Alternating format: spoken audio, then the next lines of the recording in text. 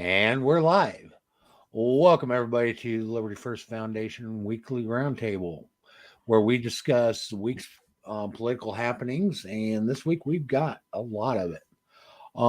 Basically, New York State is freaking out about the Supreme Court opinion that was issued concerning New York State's requirement in order to get an unrestricted carry license of having to demonstrate special need. Supreme Court struck that law down, and now New York is in knee-jerk reactions going way overboard.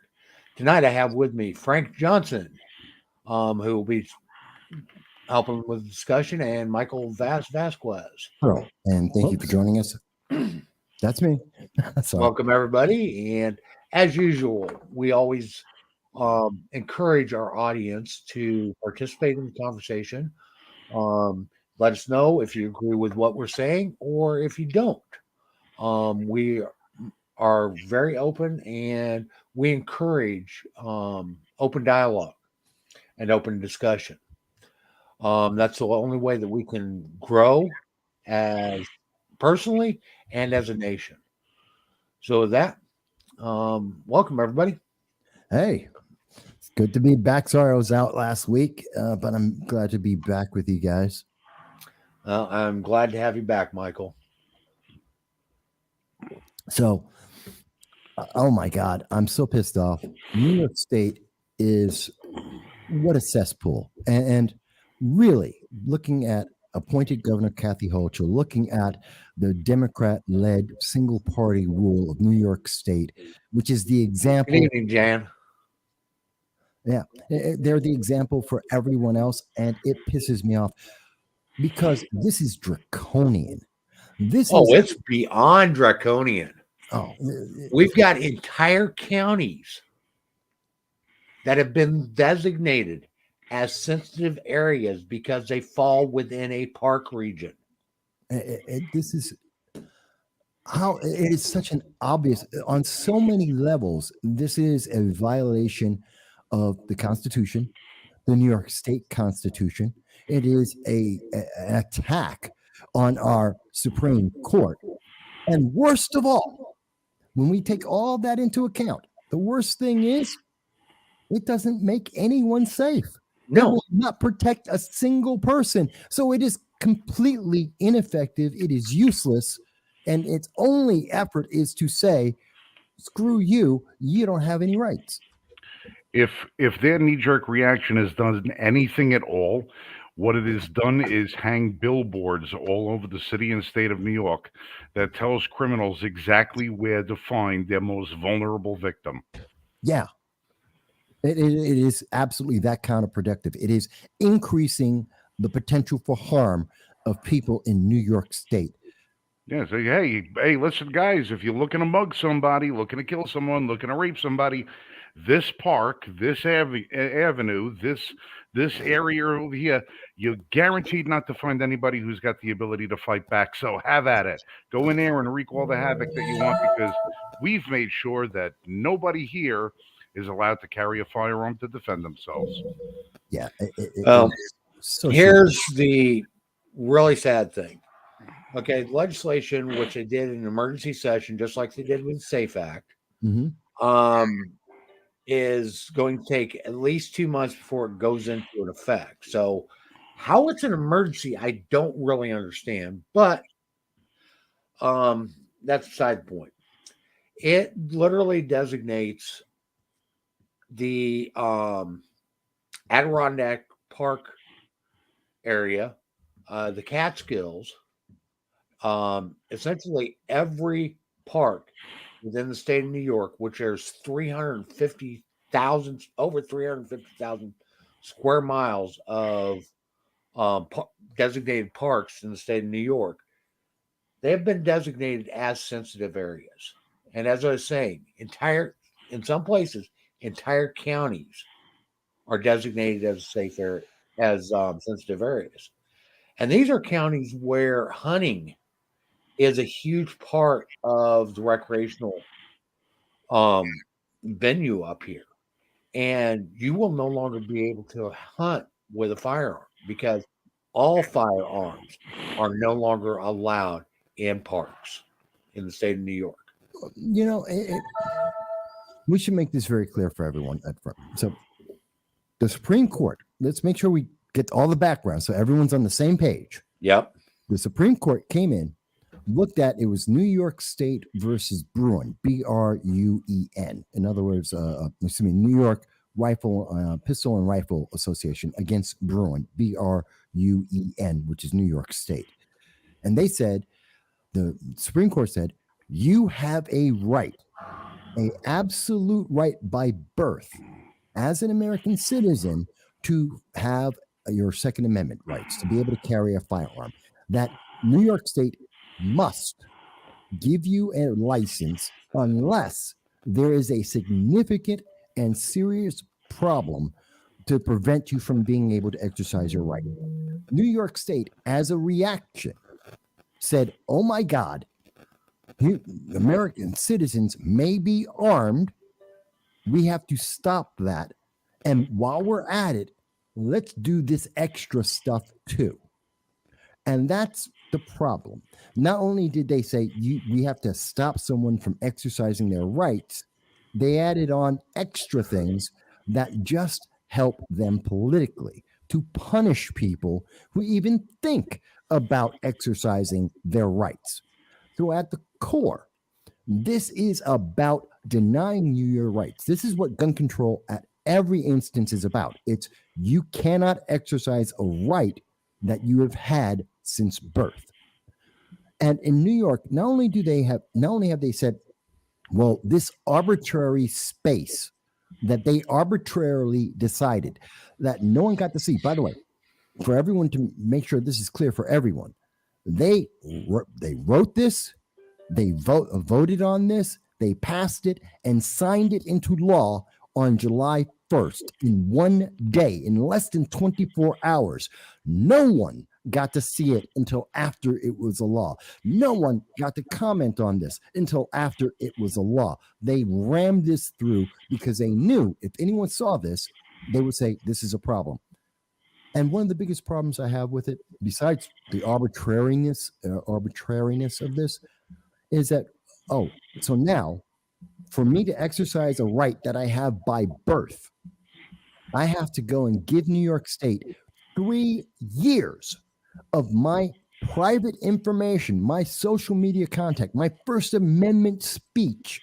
I have to give that to them so that they can look it through, evaluate it from the progressive lens of New York City politics, and decide whether or not that is good enough to allow me to exercise my rights. This is so wrong. Now, Jan brings up, she says, hopefully the Supreme Court will overturn this crap. Absolutely, they will. They will. The problem 70. is it's got to go through the process. Yeah. Okay, 70. first off, somebody's got to show standing to even bring a suit. Then once they have somebody that actually has standing and suits brought, and basically in order to bring standing, you have to prove that the law adversely affected you, the law in question. Well, Okay. can't we also, we always have the activist judge that comes along every time some conservative politician or governor or mayor, president writes up, signs a warrant to a bill into law. Nope, sorry, I can't do that. I'm gonna file an injunction on you. Can't do that. Can an injunction come down from the Supreme Court? I mean, it is the highest court in the land. These are judges. Wouldn't Clarence Thomas, after sitting on a bench for 30 years, having never said a word, finally coming out with the most landmark decision in the entirety of his career, being the person to put pen to paper and write the opinion, wouldn't he sit there and go, did you sons of bitches listen to what I said? And say, nope, injunction. He can't do an injunction until there's a suit addressing the legislation. And the Supreme Court won't do that because that would be stepping on the toes of the lower courts. They won't touch anything in a lower court, it has to come to them through the process. So that won't happen. But another court could step in Right. and say, hey, we're going to, based on the violations of First Amendment, Second Amendment, Fourth Amendment, But they have to show that they have jurisdiction, and they Well, then can't show that until they have an active suit.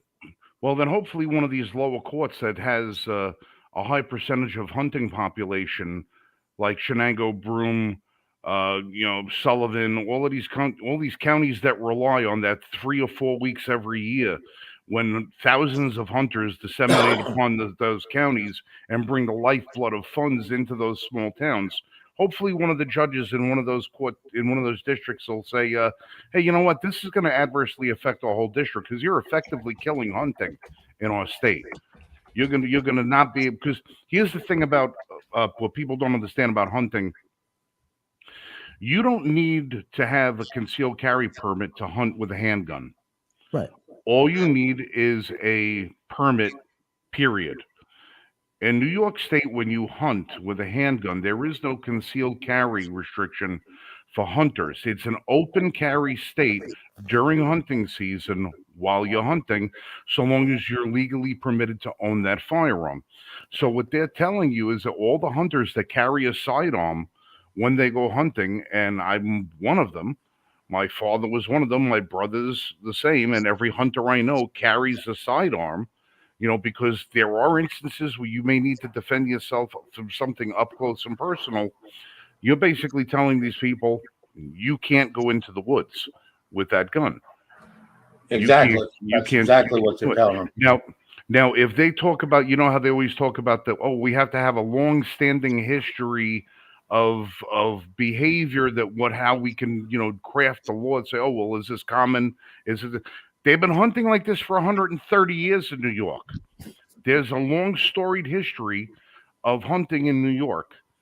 And I would venture to say that every group from the Boy Scouts to the NRA, New York's Pistol Rifle Association, and every gun club in the entire state of New York has standing if they want to bring a case, because it's going to adversely affect every one of them, along with every town outside of the 5 boroughs of New York. They're all going to be affected by that. Well, not just this is starting in New York. I guarantee you this will be in California. It will be in Delaware. It will be in Illinois in short order. Well, that jerk off Phil Murphy already said, well, everything that New York just did, we're doing too. Yeah. Because that man hasn't had an original thought ever cross his mind, that low-life piece of crap governor. Actually looking, Essex County, New York came out with a statement in opposition to Governor and opposition to this new legislation. I'm actually trying to find it because it wasn't on their website. Well, while you're looking for that, everybody just want to stop in real quick and say Jeremy Bishop has finally joined us in here, and he's been so patiently quiet, waiting for his turn at the microphone. Good evening, Jeremy. Evening, guys. Sorry I'm late. I was out running some errands and got stuck. No excuse. Hey, but I'm here this week. 9 I am o'clock. here this week. You'll get your lashing at 10:15. I promise. I bought a new toy. But I wonder something that I think is also important for people to understand about this. When CBS News, New York CBS News, major mainstream left-leaning news media, asked appointed Governor Kathy Hochul, what do you have any standing? Do you have any statistics that shows that people who have concealed carry permits commit more crimes, or that there is an increase in the number of crimes by people who have concealed carry permits that would justify why you're tackling that class of people with this law? Her answer was, I don't need a reason. She literally said, and there is video, and I have the video of this, that she said to them, I don't need a reason. I'm just doing it because it's a thing to do. And I don't need to see the data. Yeah. And so that's why I wanted to put up, and Mike, if you're sharing this, I want to show everyone this one thing. So I decided that as an answer, I have FOIA'd. I have gone out and made a request from New York State, the Division of Criminal Justice Services, and I am asking them as a member of the press to provide any and all data on any people who have a concealed carry permit that have ever committed a crime, that have ever committed a gun crime, who have been arrested for a gun crime, to provide that data and the county in which it happens, as well as for the entire state from 2013 to 2022, so that we can see whether or not this is actually justified. New York State has seen this FOIA. They have recognized that it is real, and I am waiting for their response, which technically is supposed to take 20 business days. But I want people to know that I am demanding the answer that appointed Governor Kathy Hochul directly refused to provide to the major news media, and they didn't follow it up. So I think people just need to know you can get answers from the government. This is part of the process to do it. Well, when we talk about people withstanding, you say how that this law is going to be targeting certain people. Yep. Now, think about this law. You can't go to Times Square. You can't go to a church. You can't go to a public park. You can't go to any recreational center. You can't go to any of these places. Now, they do this in such a knee-jerk reaction because it's kind of really a way to dissuade people who haven't filed for their permit from actually getting a permit. What people don't understand is that it also is going to affect those people who actually do have a New York permit. Now, it's really not going to bother a lot of the people, in what you can't visit in New York City from the people outside the 5 boroughs, because the people who live outside the 5 boroughs generally smart enough not to go into New York City anyway, because it's a sucky cesspool of shit and crap and debauchery, so we don't bother to deal with it. But you know who does live in the 5 boroughs that this is going to affect adversely? I'll tell you.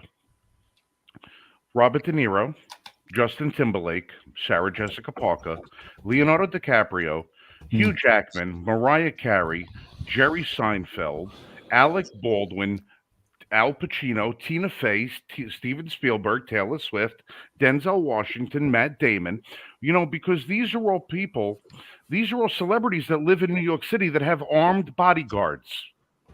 I thought we decided Alec Baldwin doesn't get guns anymore. No, not him, but he does have an armed bodyguard.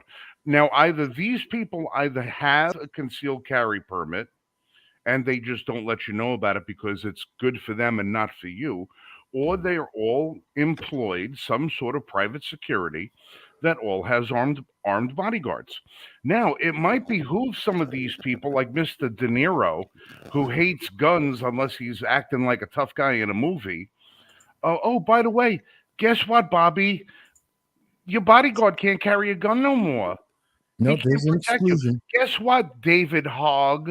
Next time you come to New York City that you want to try and protest something about gun violence, you have to leave your armed security at home because you can't bring them here either. Maybe when the people who are so vocal about their hatred of the Second Amendment might actually start speaking up about it when it sees how it adversely affects them, and it makes them just as vulnerable as this law makes every other New Yorker. I wish that would happen, except their bodyguards have an exclusion that's built into this. So if the way the law is written, if you're rich, you can avoid all this. If you're rich, this doesn't apply to you. If you're poor, if you're middle class, if you're a woman, if you live in an area that has high crime, like Rochester, like Syracuse, even most recently Binghamton, then you're screwed. Then if this be the case, then every single New Yorker has a claim that they can make that this violates equal protection. Yes, it does. And you can make that claim, and I can't wait until if I had the money, I'd have the lawyers, I'd be making that claim right now. It is both against a class of people. It is against the best interest of the public. It actually creates a public harm. Well, where I live right now, I cannot have a firearm in my house. Yeah. Okay. Well, if I have a firearm in my house, I am now a felon. Has anyone talked to Dick to see if he's doing anything on any of this? Dick Heller doesn't have any standing in New York. I mean, he's advised us on the law itself. He's been, the Heller Foundation has been going through it and parsing it out. But right now, unless they have somebody that they can work with in New York, they're not going to have a standing. So there are some wheels turning. I'll put it to you that way. There are some wheels turning. I can actually have standing on this because of where I live. I live in the Adirondack Park. Okay, so this does directly affect me. It does adversely affect me. Yeah, not only does it take away your right to carry a firearm on your person, but now it's also taking away your right to even defend your home. Yeah, exactly. And that's just insane. And to counter and to according to the law, you have to violate your First Amendment and your Fourth Amendment rights by providing the state all of your information for the last 3 years. They tried to pass this as its own law about 2.5 years ago. They had a bill and it completely failed. And everyone said, this would never come up again. This is just, it violates everything. They said, no. This is insane. By the way, Alex has joined us, and I know you're there, man. I see you.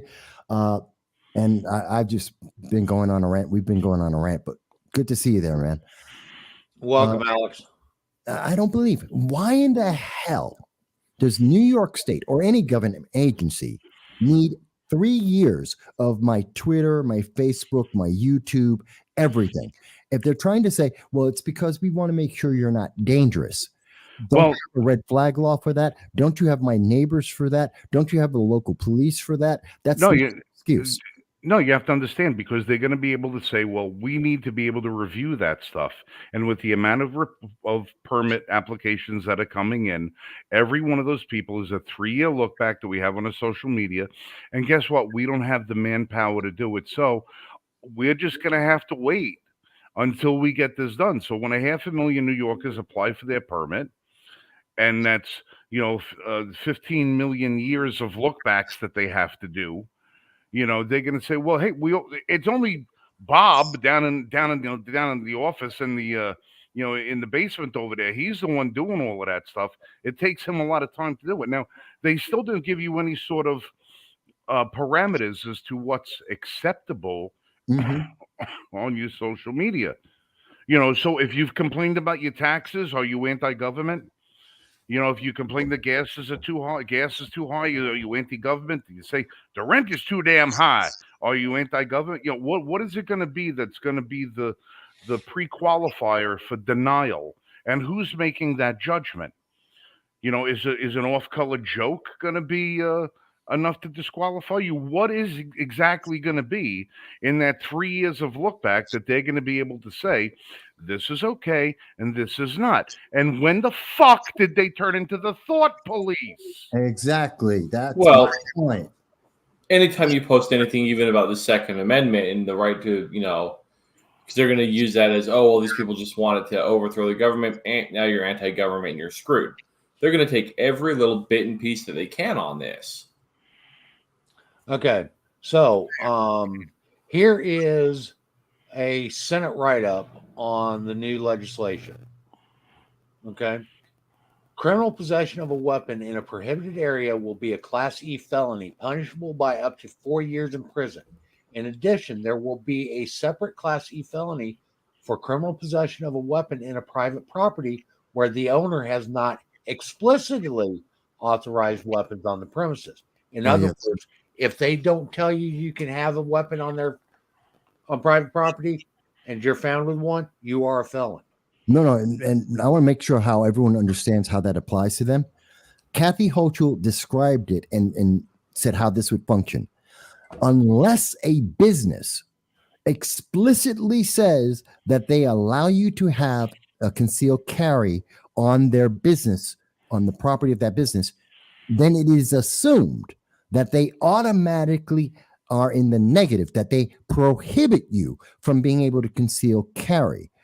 That is a subversion of the way the process normally goes. You have to normally tell someone not to do something, not that they can do something. That is not how rights works. It is a reversal of the position, and it is insulting because no one knows this law exists. No one knows that they need to put a sign in the window of their business that says, yeah, you can conceal carry just like you have been concealed carrying, and it's okay. No one knows they need to make that. Therefore, they have by default, because of the ignorance of the public and the lack of the news media telling people this, they have instantly turned every business into a anti-concealed carry, anti-Second Amendment advocate, even though they may not agree with that. But And what this is going to wind up doing is making victims out of innocent people out of spite. Yep. You're going to have people that, go into a storefront or a restaurant, a cafe, whatever it's going to be, a card dealer, any place that you could possibly imagine that you could go in there that may have decided, okay, we're going to put up one of them little signs in the window that says concealed carrier, is on board.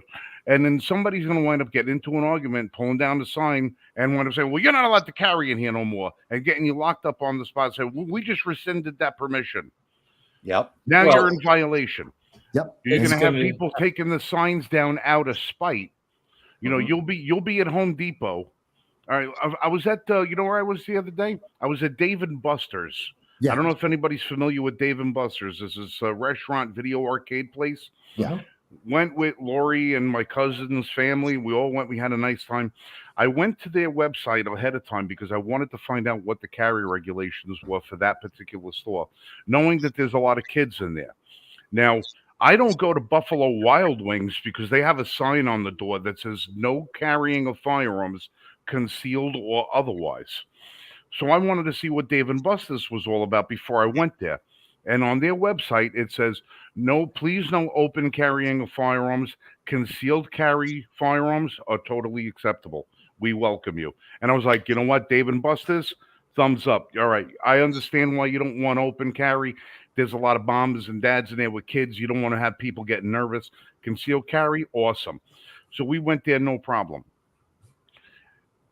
It doesn't take somebody a lot of time if they're in a place to see somebody and I can identify a concealed carrier and no problem. I know all the signs. I know when somebody's printing. I know how they carry themselves, situating around a gun. Jeremy, I'm sure you know the same thing. You could spot somebody who's carrying. Mm-hmm. It's not going to take much before an employee of some store who doesn't like the idea that you have a gun goes over and takes the sign down while you're not looking and calls the cops. Yeah. And then you wind up getting locked up, and then you got to go through, management said you can, and the ownership said you can. Well, guess what? You've already had the cuffs on you. You had your gun taken away from you. You've been printed, photographed, thrown in the back of a car, sitting in a jail cell, waiting for all of that to get situated. And now the next time you have to fill out a form that says, have you ever been arrested? You can forget about checking that little box that says no. Yep. Because it's going to take years to get that off your record. You pointed out one. Oh, go ahead.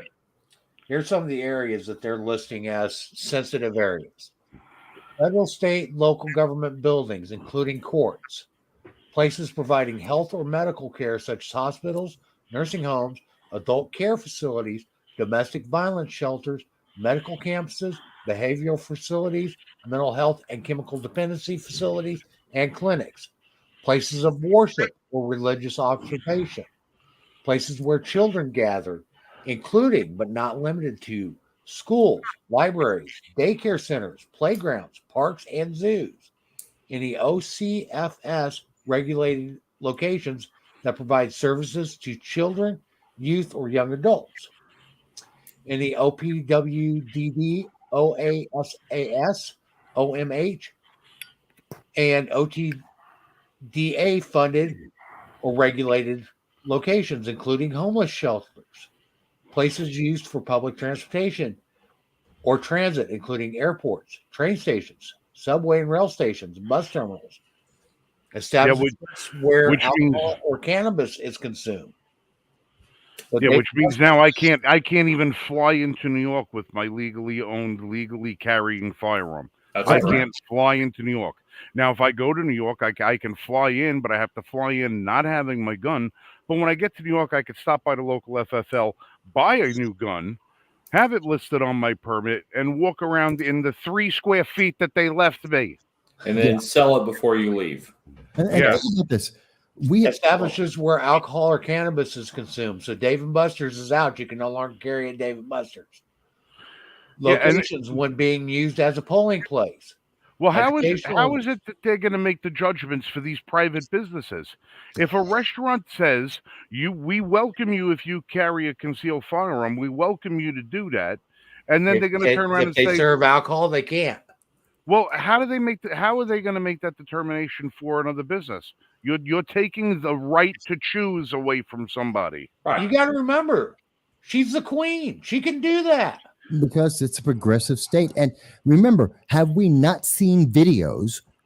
How many times have we seen videos down in Texas and across the country where a shooter goes to a place of worship because they can target the people in that place of worship? And the only reason why it stopped is because someone else is armed and protects that place of worship. There's a couple of incidents in Texas that I can think of where that's happened. You can't protect your kids. That's what they're saying. You can't protect your kids anywhere. You can't be around your own kid under these rules. Yeah.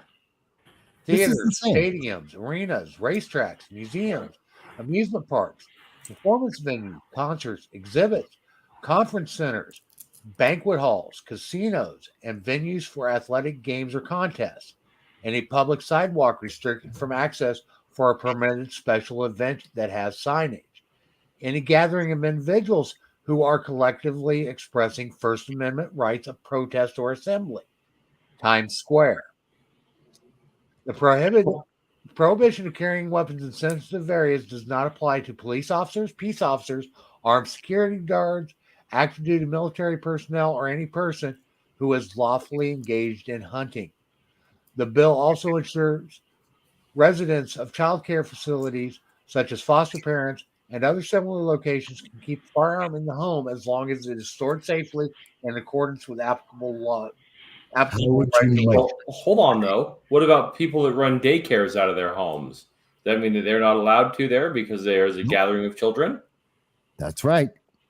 So Frank pointed out one thing, and I want to point out something else. And maybe I'm overthinking this, but or pointed out the fact that you can have somebody get mad and say, "Okay, well, I don't want people carrying in here anymore." Rip down the sign. But what about the people or like Everytown for Gun Safety, or who's the other? The moms demand actions. What about them and people like, I don't know, Antifa and these other assholes going around and targeting those businesses who have those signs up saying that we welcome concealed carry here, and having those businesses specifically targeted because they allow it? Yeah, that is a very realistic and very likely opportunity. And let's see, would it be a stretch for any of these Antifa wannabes or Antifa itself, like Progressive Leaders of Tomorrow, the Democratic Socialists of America, especially the Ithaca chapter that believes in violence? What about one of their members? Do you think it's possible that they might convince one of their members to carry a firearm into that business and to cause a problem, or to just be able to say, oh, well, now we have to, have someone working in the business take down the sign and have another member in that business and have them arrested just so they could screw that business? Well, absolutely. That's what I mean is, okay, they allow carry. I'm going to go in there. I'm going to make a nuisance. I'm going to make sure that everyone knows it's about the gun, not about me, and get this place so they never allow it again. Okay. So, Mike, check the private chat. Okay. Alex is on. Yes, I know, but we can't see him. He's covered by the banner. The banner's hiding me. Okay, hold on. Sorry, folks. A little bit of technical issues here. We realize that poor Alex is looking through a little crack in the bottom of the screen. trying to get below the gun. There he is. There I am. I'm Hey. back. Hi, folks. Yeah, I don't So- know which one's the better look for him, but Put it back. Hi. Oh, You sitting well. It also changes the safe I'm- storage I'm requirements. Okay. Okay. So expands existing safe storage laws were originally enacted in 2019. Current law requires guns to be safely stored in the home if a person under the age of 16 lives in the home, or if a person legally disqualified from possession of gun lives in the home. This bill would raise the age limit so that safe storage laws would apply to if a minor under the age of 18 lives in the home. Implements a vehicle safe storage requirement so that a person cannot leave a gun in a car outside of his or her immediate possession or control unless the gun is in a lockbox. the Your car only is way not safe. the only way any of this actually is applicable is that the government has to have the right. Then they must impose the right to check your home and your car in violation of the Fourth Amendment, in violation of your privacy. That's the only way they can know whether or not ahead of time if it is a safe. It is either a law that they tack on after something's happened, or they have to go into your home, go into your car, and search through to say, oh, this complies or this doesn't. It is insanely anti everything. This is such a violation. Now, the concealed carry permitting process adds a definition of good moral character. Good moral character is defined in this legislation means having the essential character, temperament, and judgment necessary to be entrusted with a weapon and to use it in a manner that does not endanger oneself or others. Defining good moral character more specifically in this way will make sure licensing officers will create process that assess an individual's trustworthiness to handle a firearm. This There's no proposal would definition. require concealed carry applicants to meet in person with a licensing officer for an in-person interview. Under this legislation, it would be required for an applicant to submit the following information: names and contact information for the applicant's current spouse or domestic partner and current cohabitants, an indication if any minors live with the applicant. Names and contact information of at least 4 character references, certification that the applicant has completed all of the required training, a list of social media accounts from the past 3 years to confirm the applicant's character and conduct, anything else the licensing officer requests that is reasonably required to complete their review and assess good moral character. Furthermore, in addition to disqualifying felonies in current law, concealed carry applicants must not have been convicted of assault in the 3rd degree, misdemeanor driving while impaired, or menacing within the previous 5 years. So I want to talk about that last sentence before the furthermore. Anything else the licensing officer requests. So, Frank, How about a picture of your wife's underwear? Frank, have you ever been married? Oh, yeah, we got divorced. Oh, I need to talk to your ex-wife. Oh, you're out. Your ex-wife, your ex-girlfriend, your ex-boyfriend, your ex-toaster that you were, right, in love with. Yep.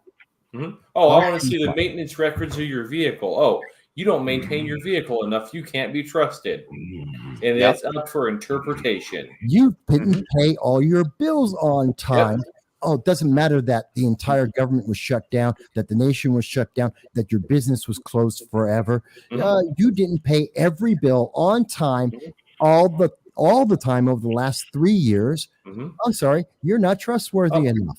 You've got a sub 700 credit score. You're out. Today's episode brought to you by Yoo-Hoo, America's favorite chocolate drink.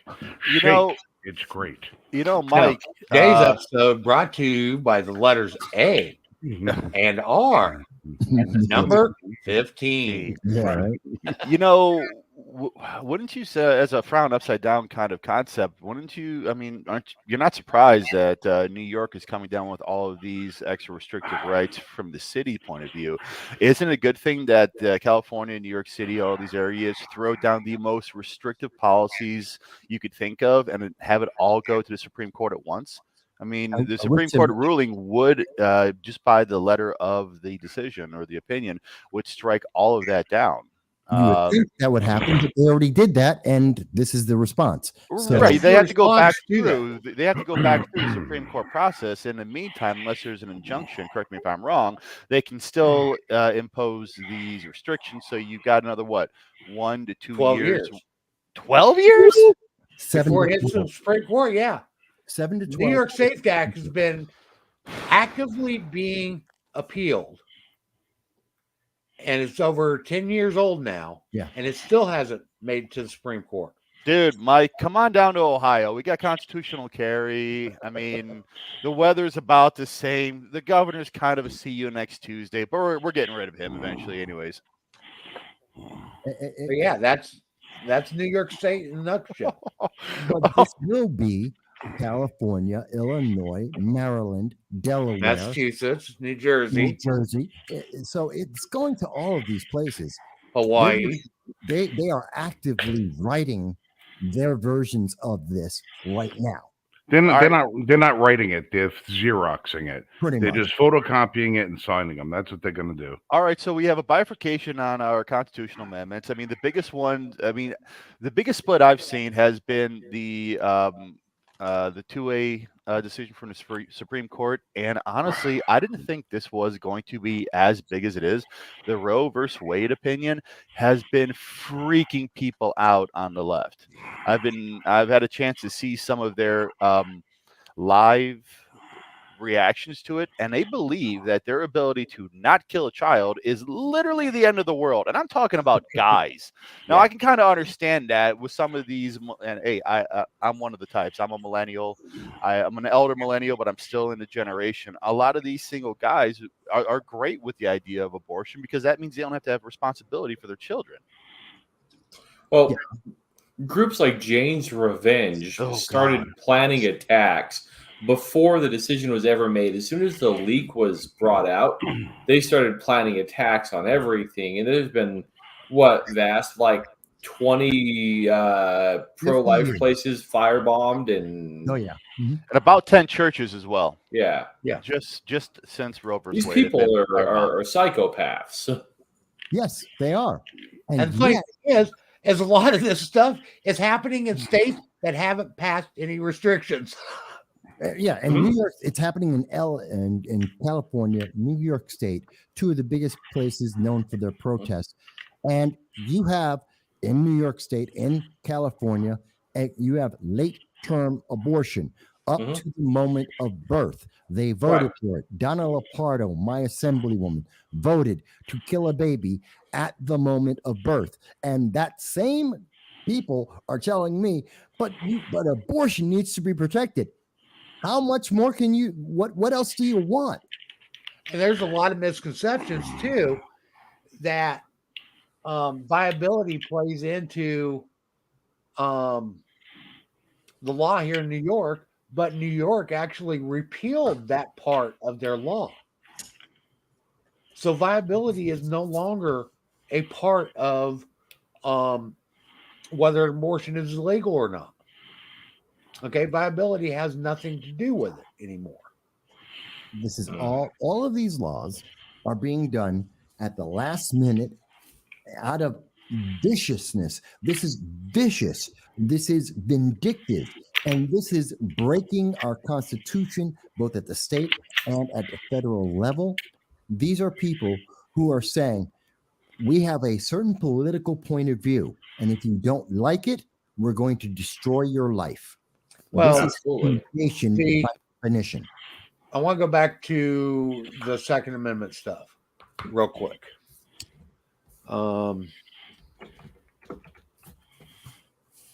The new legislation that was just passed,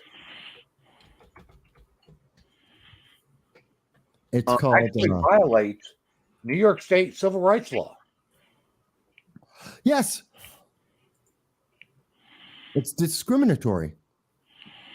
No, it's more than that. Okay, it actually violates an actual New York State civil rights law. And I'm working on finding it right now. Well, I would imagine that it's It's discriminatory. Article 1, Section 4 of the New York State Civil Rights Code. What's it say? I'm actually trying to find it right now. Or actually, Because I would think it would be discriminatory against women. it's actually Article 2, Section Okay. 4 of the New York Civil Rights Code. And what that section says, give me a second, I'll actually share my screen so everybody can see this. Watch out, Well, folks. bye, Alex. Oh no, am I gonna suck again? I was going to say, watch That's out. That's we 10 have- seconds. So, Jen, there you go. All right. Okay. So what this says is the right to keep and bear arms, a well-regulated militia being necessary to the security of a free state. The right of the people to keep and bear arms cannot be infringed. This is New York Civil Rights, Chapter 6, Article 2, Section 4. So Wow. just another example of how New York does not care about the individual civil rights. No, No. they don't care. They don't think, and they know that they can get away with this because no one read the bill. No one has seen it. In fact, I can't even call it a bill, the law. Because Can't even find it on their website. I looked for it. Oh, you know how long it took me to find it before I could find it? Well, I had to track down 5 different stories. It took me an hour. it's also the fact that people in New York City have been cudgeled into not wanting guns around them. The 2A culture out there is completely anti. They see someone walking down the street with an AR, they are going to lose their mind. Period. So, I mean, that's just an area that does not want to have Second Amendment rights, and well, suffer the consequences, unfortunately. But those pretty gun-free zone signs all over the place. I'll just slap a sticker on a "Welcome to Manhattan" sign. You know, I have yet to see a single. The only people who are really happy about this are criminals. Yeah, They're the criminals the love it. criminals and the deranged are the only people who, because this is exactly what the Buffalo shooter said was a reason why he was happy, that he Yeah. didn't have to worry because no one would be able to stop him for exactly what they're doing right now. It flies in the face of the evidence that we have from a recent shooting that this is why we had a Buffalo mass shooting. And I would love now, to hear any like I said- politician tell me I'm wrong. Essex County, New York. Sorry, if you own a firearm in Essex County, New York, and you take it outside of your home, if you are not actively engaged in hunting, you are a felon. These are Okay. the same people This that want to includes be- places like Lake Placid, New York. It includes the Finger Lakes. It includes most of Lake Champlain region. It includes most of the Lake George region. Includes all of Hamilton County. Includes over 80% of Franklin County. Includes over 80% of Clinton County. Is 100% of Hamilton County. 100% of Warren County fall in this sensitive areas. Okay, so Alex, Jeremy, I want you guys to play devil's advocate here.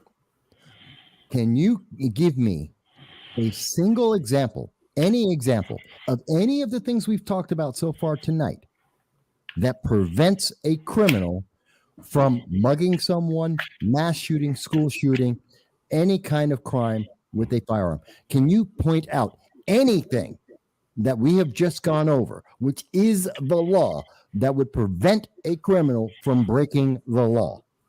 No, it just makes it easier for them. Yeah, I mean, outside of somebody being institutionalized and having that record on the database to where the FFL can actually bring it up and see it, or when they call it in, then no, there's none of these laws would actually have stopped any of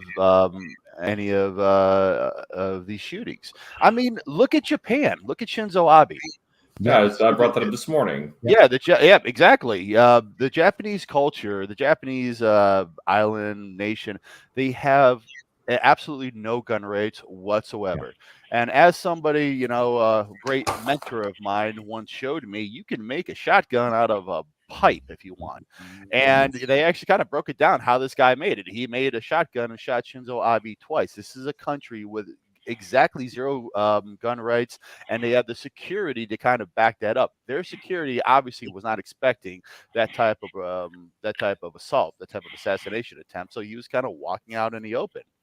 I mean, where do these laws actually affect a peaceful outcome? Anybody? Well, eventually you're going to have to get a license to buy plumbing parts. Oh, great. Every time I go to buy a copper pipe, I have to go through a FFL background check. Well, I Ghost gun. Ghost gun. I recommend Or now. black pipe rather than copper. Copper doesn't have the kind of necessary pressure regulation on it. It's gonna mushroom out. Yep.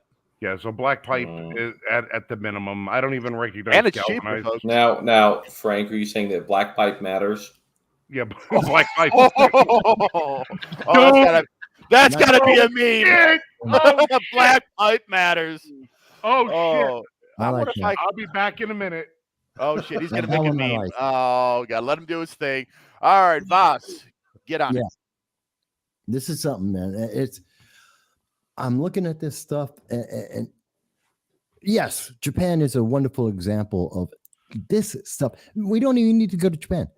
Nothing that they have offered has ever worked for 50 years, which is why they won't show any evidence, which is why I'm asking New York State for the evidence. They have none. This is a lie. This is all about one thing, and this is the only thing, which is why Democrats keep saying the same thing. The theme is you must be disarmed. You must be helpless and a victim dependent on the government that isn't going to be there because they're defunding the police at the same time. And you are going to beg them to protect you. That is what they want. They want you dependent, a serf. It's like going back to the Middle Ages. You are a peasant serf outside the castle walls. And the nobles inside the castle walls don't give a shit. Well, we discussed this last week, and I know three of you weren't here last week, but we did discuss this last week, how Governor Hochul was bragging about how New York is number 5 or the 5th state with the lowest gun crime in the state or of state. Now, if you take and look at just gun crime, yeah, that's probably fairly accurate. But now let's look at violent crime as a whole. Well, no, before you even get to that, she's counting that she's playing with the numbers. Oh, she's doing per capita. I know that. Yeah, and that's just absolutely wrong. It's crap. But we can take the same per capita rules and do the same thing. Okay, so if we look at per capita, violent crime, New York State ranks 25th in the nation for violent crime. For murders alone, New York State ranks 10th, the 10th highest in the number of murders in the nation. Okay, they don't want to look at violent crime statistics, which is the true measure of how effective gun laws are. They only want to look at quote unquote gun crimes. Well, these are the same people that tell me that George Floyd was a saint. Yeah. Hey, Side note, real quick. Do you hear about the Toledo George Floyd monument that was literally hit by lightning? This is Toledo Monument. okay. Real quick. I'm sorry. I hate to sidetrack this, but Toledo, just about an hour away from me, there was a single standing George Floyd mural, and without any clouds or rain or anything popping up, a bolt of lightning hit that mural, destroyed it. Didn't damage the building around it or anything next to it. Just yeah. hit the George Floyd mural. If you Yeah, want, I I can pull it up for you. It is a sign from God. Yeah, I remember that. I remember when that happened, and it's because, it's God reminding people that a violent, repeat felon, drug addict, drug dealer isn't a definition of sainthood. About So- that simple. Yeah. But I do expect, I know that sheriff's departments all across New York have been pushing back extremely hard on this new legislation.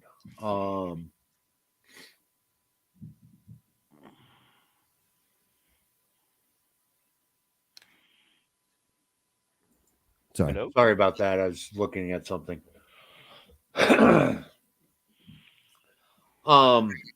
They've pushed back extremely hard on this.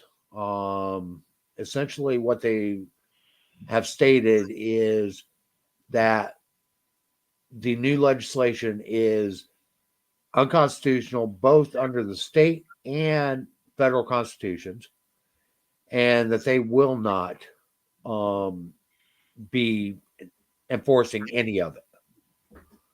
This is coming from many sheriffs across the state of New York. Okay, and the sheriffs also did the same thing when it came to the SAFE Act. So I don't know whether or not how they're going to actually play that out.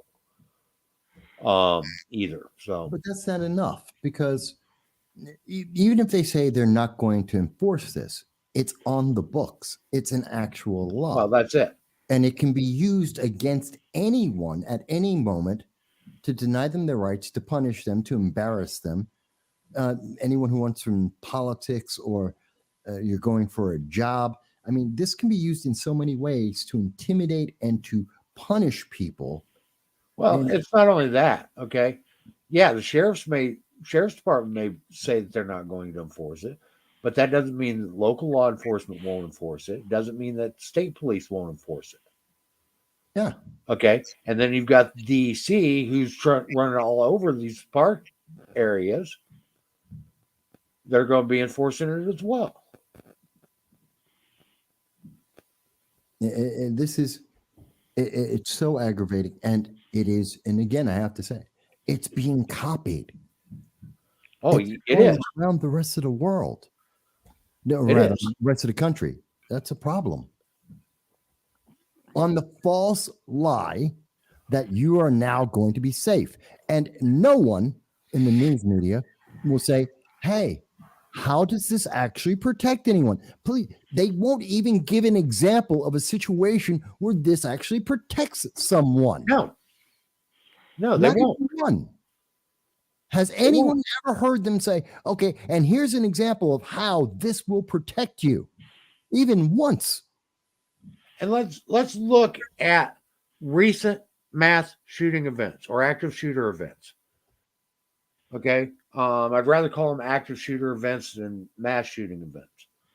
Most of those have taken places in the very areas that they're classifying as sensitive, and they were already gun-free areas. It was already illegal to have a gun in those areas. Many times it's illegal for them to have the gun that they had.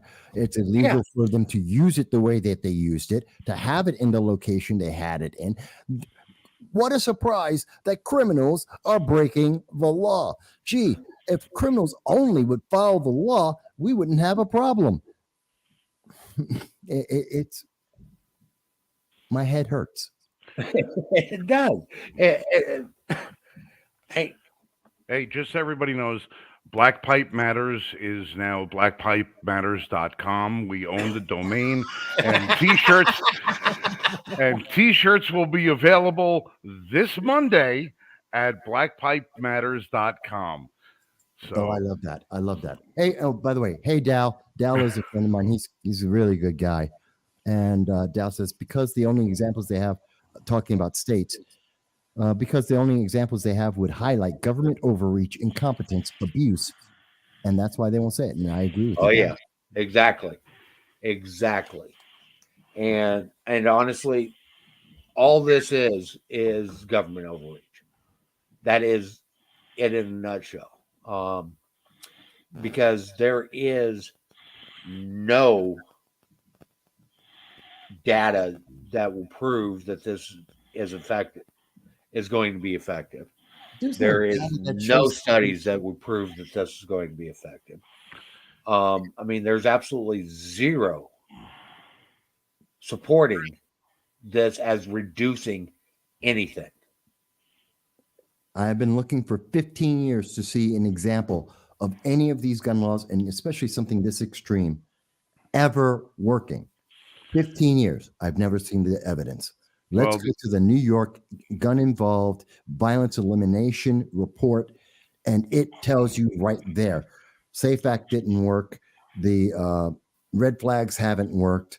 All the gun laws that exist in New York State beyond that haven't worked. Over 200. This isn't working. The ghost gun bans aren't working. None of this crap works. no, the only thing that this done is effectively reduces everybody's ability to exercise their civil rights. That's it. Yeah. It's the only thing that it's reduced. So, And on a lighter note, I want to actually welcome National Firearms Coalition to hey Zach, what's up, the buddy? chat. Hey, Zach. Welcome, Zach. Glad you could join us. Hey, Zach. So, yeah, we've been having this. I knew something was coming, but I didn't realize it's going to be this extreme. Well, on the same token, too, New York State knew something was coming. And like Michael said, it only took them a day to come up with this bullshit. Yeah. They had this thing in the pipes laying in wait for months and months and months because they knew what the Supreme Court was going to do. The Supreme Court they didn't even have to telegraph it. All they had to know is that once conservatives had the majority in the court that would be constitutionalists, that they would rule in favor of the New York State Rifle and Pistol Association. So they had this thing as the heaviest counterpunch they could possibly throw. And I'm surprised they actually didn't go further. I'm really surprised they didn't go further with it. I don't know how much further they could have gone, but I would have assumed, that they would have. Wait until after the election. Well, essentially making 95% of the state a sensitive area. I think that's gone pretty far. Well, I'm surprised they didn't have as a mandatory aspect of getting a concealed firearm that you register for a certain party, you donate your organs, you volunteer your firstborn child to be, go to a drag queen school reading books every day, whatever the hell kind of crap That's that they in could there. possibly It's just do. not fully listed out. That's Yeah, that little clause that Jeremy mentioned.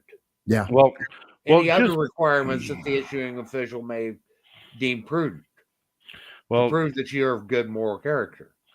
Yeah, and listen, anybody who thinks you can pull a baby out of the birth canal on the day that it's born and stick an ice pick up into the back of its skull and wiggle it around so you'll mash up whatever's left of the brains in there is not to dictate to me what my moral character is.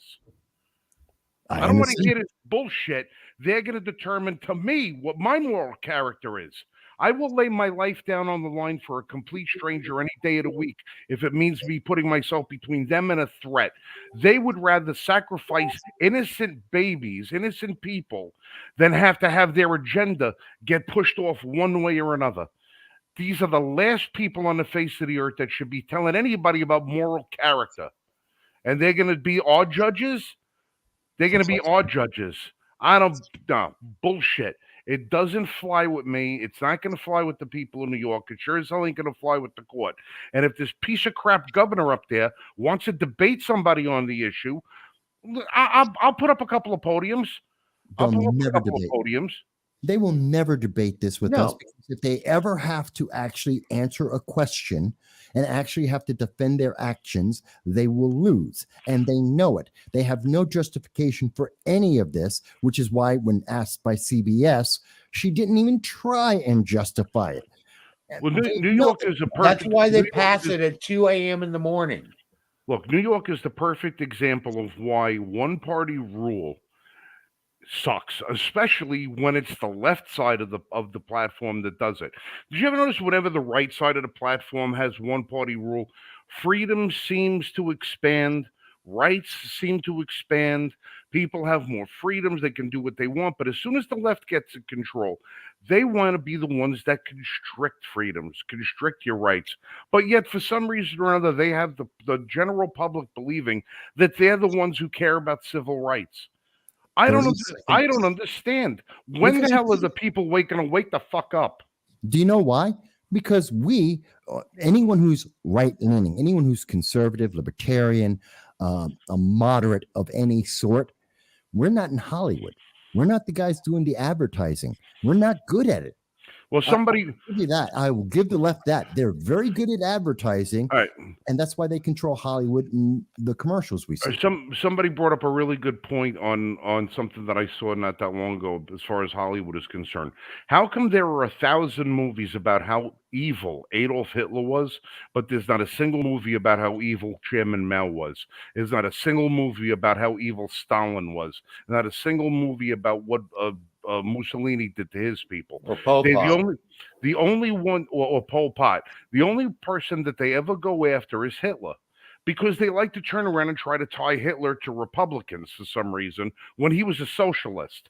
Yeah. He had more in line with what the liberal philosophy is than what the conservative philosophy is. But I understand. All right, you want to paint the brush, paint the brush. We could have that discussion any time of the week, and we could throw up all the evidence in the world.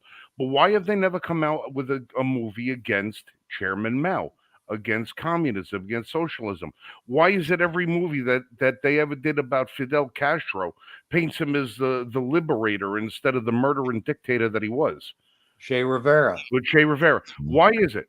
And then people just don't understand. How could you live under that umbrella of liberalism, watching your freedoms every day get more and more strangled at the throat, and then turn around and say that you live in the American dream? This is not the American dream. This is an American nightmare, what these people are trying to do to you. Oh, Well, but the hell yeah, up. have the Supreme Court strike down an errant ruling, and they go nuts saying how the Supreme Court is being activist judges and are robbing women of their freedom. No. You're leaving out. It's taking away the rights of Black people, taking away the rights of women, and taking away the rights of the trans people somehow. Yeah, I'm still trying to figure that one out. Did you not see that? That came from Alyssa Milano. That was one of her tweets. She's one of the big voices on this whole movement. Oh, And please. they're trying to tie this all together. And I listen to them and I go, show me the proof of this ever. Detroit, yes, Dow's right. Detroit, Chicago, Seattle, San Francisco, St. Yep. Louis, Baltimore, New York City. They're great examples of this. This doesn't work ever.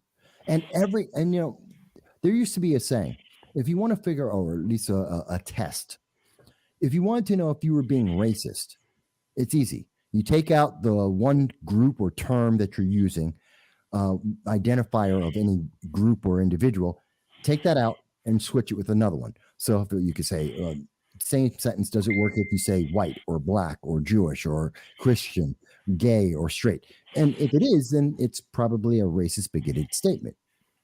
Doesn't apply to the left because guarantee it doesn't work that way for them. But that's supposed to be the rule. Then if you go and look at the same kind of idea and apply any violent action, like in Chicago, you know, where they have every July 4th, there are mass shootings in Chicago. That's not a question. That comes from the Detroit News themselves. They have this. The Chicago Times records this. And this year was actually not the most violent. And they had 71 shootings this July 4th. And it wasn't the most violent in recent memory. We're talking about in the last 4 years. So when we look at this and we say, okay, let's look at this law or any of these laws that have come out this year recently, apply it to any one of the events you want. San Bernardino, Florida nightclub, the Parkland shooting, Uvalde. It doesn't matter which one you want to pick. Pick any of them that you want. None of this crap actually saves a single life. Then why are we doing it? What's the point? I really ask that, and I know everyone here agrees with me. I'm asking the people in the general public who might happen to watch this, why are we doing this? If none of it actually works, and no one can show an example of how it might work, why are we doing it?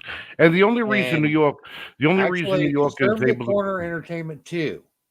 Gun control has only ever been about the control part.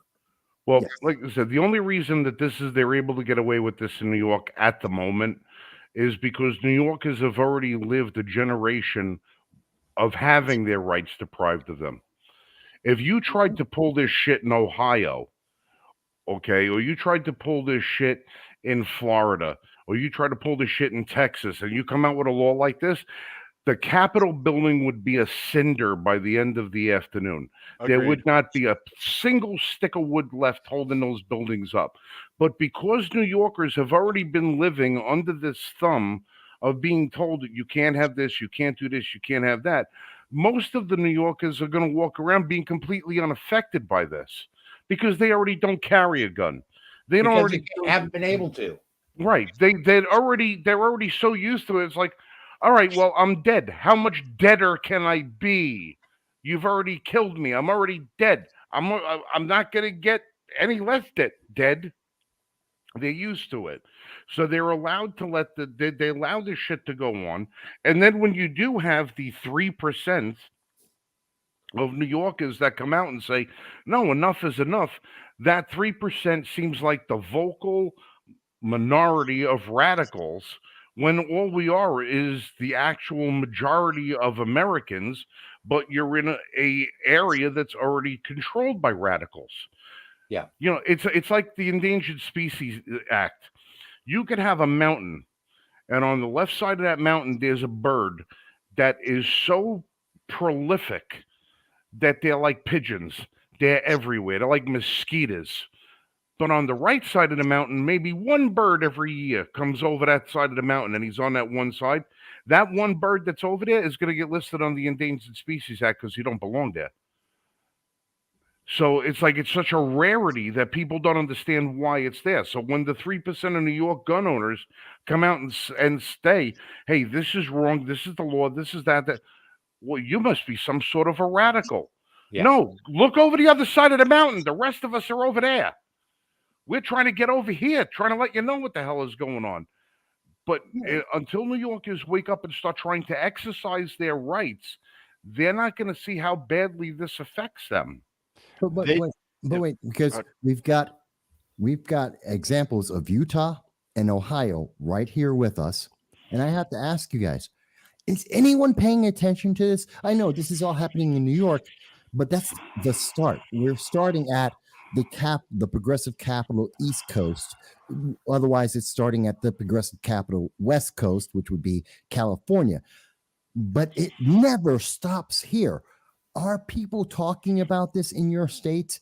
And if they are they saying hell no? Or are they saying, oh, well, that seems like, might be an idea to try? So, if you don't mind, Jeremy, I'll start first with Ohio. We passed constitutional carry a few months ago, June 12th. It came into effect. From what I can tell, there have been no rises in violent crime outside of the norm. I mean, unless you're talking about the Akron Police Department. shooting 20-year-old kids. That's still left to be determined exactly what's happening. But as far as legal gun owners, no rise in crime or death, as far as I can tell. Second, you only have three groups of people here in Ohio who are really concerned with it. You have the Second Amendment community, and people are very happy about it. You have the anti-Second Amendment community who are obviously against it, and then you have everybody in the middle. Their biggest concern is that there will be a rise in violent crime or gun deaths as a result of petty crimes, like not even crimes, just road rage and things like that. Again, nothing like that has happened since Ohio has passed constitutional carry.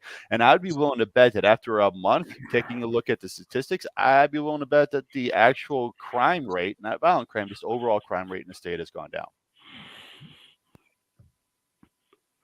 You got your mute on, Jeremy. Sorry. So, what I think is like you're talking about, like, are people in Utah talking about what's happening in New York, right? Yeah, the bill. So when I bring these things up to, well, it depends on who I talk to. If I talk to my close friends, the strong 2A community, they're appalled and outraged by it. Yes. Are they going to do anything about it? I doubt it. But the people who are the problem are the people who I say, can you believe that this is going on in New York? Oh, that's New York. This is Utah. That'll never happen here. And those people are the most dangerous, in my opinion, that it won't happen to us. Yeah, I can see it, because it does eventually happen to everyone. That's like what Paul does. Oh, no, we don't have to worry about that.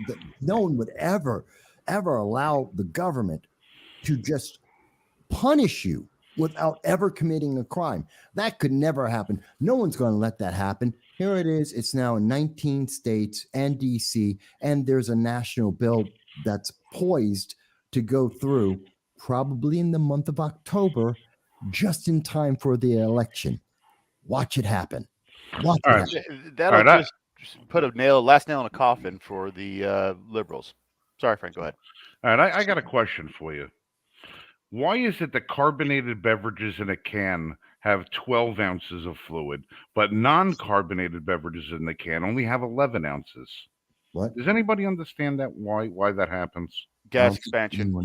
No, I'm sitting here reading the Yoo-Hoo can, and it says 11 fluid ounces, and I realize that every time I've opened a can of soda, it's 12 fluid ounces. And it's carbonated. But every time I open up a can of non-carbonated beverage, it's only 11 ounces. Why are you jipping me out of my ounce, Yoo-Hoo? All right, I know what you're about to say, Frank, and it's not the Jews, okay? Let them go. I don't understand. Carbonation doesn't weigh an ounce. You get. Yeah, but carbonation, CO2 doesn't weigh anything. It's a gas. I don't understand why I'm getting a less than... I'm getting a fluid ounce is not weight. It's the only gas you're going to get under the Biden-Harris administration. And you're lucky you're not paying 40 cents a fucking half ounce for that. Hey, all I know is I picked up a case of Yoo-Hoo today, and I opened up my first one 20 minutes ago. I'm 3 cans in. So, hey, I hate to sidetrack from the 2A discussion, but on that point, have you guys noticed things like when you buy a bag of chips, especially like a small bag of chips, everything's getting smaller. Like that air gap in a bag of chips you would buy is getting bigger and bigger and bigger. Years. That's been happening for 7 years. The package, all the packaged foods or any food that's been packaged has been getting smaller. The portions are smaller. This is the way they get around showing inflation. Yep, shrinkflation. It's funny because I had two different. I have a little girl, and I buy her apple juice boxes, and I have one juice box that's normal size, and I've got juicy juice, something like that. It's literally like 2/3 the size of it. I'm like, when did this happen? They've been doing it for the last 7 years. The thing is, they charge the same amount. They lower the amount in there every time incrementally, so you don't notice. And it also doesn't show up on the inflation measures by the government because it's the same price. So they don't see it as an actual price increase because, it's a loaf of bread. It's still a loaf of bread. Well, it's a smaller loaf of bread. Doesn't matter. It's a loaf of bread. Still the same price, not inflationary. Well, that's a lie. Well, it's funny because Klondike, the ice cream company, posted on their Twitter feed the other day, what would you do for a Klondike bar? And I wrote on there that I would be willing to do 1/3 less than I would have done, since Klondike bars are 1/3 the size they used to be. And and they wrote back and they go, Klondike bars haven't gotten smaller. We've only trimmed 1/2 of an ounce. Wait a minute. You just said you didn't get smaller, but you trimmed 1/2 an ounce off it. Your Klondike bar weighs 4 ounces. You trim off 1/2 of an ounce already. I mean, that's already, a 12.5% reduction in volume. And you're telling me you didn't lose anything. So, it started with Breyer's ice cream. I don't know. I pay attention to this shit, and I don't know why, because I remember ice cream used to be in a 1/2 gallon container. We all have our vices, Frank. All right. I'm far too sober for this. All right. Ice cream used to come in a 1/2 gallon container. Remember, it was a square container. All right. And it said 1/2 gallon. Yeah. Then they changed the shape to this oval thing. And Breyer's was the first one that came out, and they did that. They said, new space-saving shape. And it now went to 1.75 gallons. So they took off, that amount. They called it a space saver, and then it went down to 1.5 gallons. And before you know it, it's going to just be a freaking Dixie cup. It's going to be the largest size ice cream that you can buy, and it's still going to be the same price for the 1/2 gallon it was. Stop fucking with my ice cream. And Frank is going to be starting a new channel next week, the Freezer Report. It'll go along with the Range Report. And speaking of the Range Report, we've got a brand new gun in-house this week that we're going to be debuting on the Range Report, the BRG-9 Elite from the Buffalo Cartridge Company. This is one of the most outstanding firearms I have had my hands on in many, many years, for a price point of $400 or $475 if you go for the tactical model. Comes in a fantastic case, fully loaded, feature loaded, unbelievable trigger, unbelievable gun. One of my new favorites. We're going to beat the shit out of it this weekend and see what it does. Reports coming to you guys this week. I don't like about it. I'm getting hard just thinking about it. Yeah, actually, you can watch the unboxing video that's up on the Range Report right now, or you can find it on our Facebook page as well, Liberty First Foundation on Facebook. And this one happens to be in hard chrome. It's like a blue silver over a black polymer frame. Available also in all black or flat dark earth for the tactical model. Also available with the red dot allocation on the same price, with night vision co-witnessing sights for a suppressor length barrel. And no, I am not a paid spokesperson. I just happen to really like this. I was going to say, Frank, maybe you should get into advertising, because I want to buy the freaking thing now. Well, let me ask you a question, Alex. How far away from you are you from Findlay, Ohio? Probably about an hour. Okay, we'll talk later. Let's talk later. Because that's where this gun comes from. Ohio is one of those areas. One of the reasons why I love the state so much is it's a huge agricultural state, and it used to be, before NAFTA and we shipped everything to China, manufacturing state. Yes, there you go. We make quality firearms like that. Caltech is the exact 180 of that remarkable firearm, but it's a quality weapon that can serve the lower income communities, so that people in Akron can still protect themselves while living on next to nothing. Most of the fenestration, windows, doors, things like that, still in Ohio. Ohio is a big manufacturing area, so just want to put that out there. Is a huge industrial area. It used to be, and we can get it back eventually. It drives me nuts, and I tell you what, I got a table full of guns. We're losing manufacturing. We're losing the ability to build our own guns, to build everything. We're getting smaller and smaller packages. But we are. Look at what they did to ketchup. I'm crying out loud. With Frank's ketchup comment, I gotta go, you guys. This one's been fun. And I'm sorry for missing the last couple of weeks, but I should be free until the 24th. All right. Matters. Black Lives Matters. Hey, Frank, send me a link to that website. No, Frank. Yeah, put it in a group chat, Frank. Yeah, it's a funny picture. I love it. It's a great meme. But I'm looking at this, and and at the same time, these are the same geniuses that are telling me that a bunch of bugs are the same thing as a steak. What's wrong with these people? Yeah. Well, I The mean, FDA secretly authorized lab grown meat to be commercially sold. yeah. And That these are came the out same this week. people. These are the same people who want us to justify ourselves to them. Yeah. When you can't determine what a woman is, Yeah. and yet you want to determine my moral character, when you think it's fine for a 6-year-old child to be able to make the determination for him or herself what sex she's going or he's No, going to 3-year-olds. identify with, 3-year-olds. When you think it's so important that you have drag queens performing in front of children. Now, let me ask you a question. Why? All right, why is it so important for you to have this happen? Why is it so important for you? What is going on in your brain that says we have to put this kind of behavior in front of the youngest children we could possibly put them in front of? And you don't seem to think that there's an issue with this. And yet people who are law abiding, people from the quote unquote nuclear family, we have to justify ourselves to you.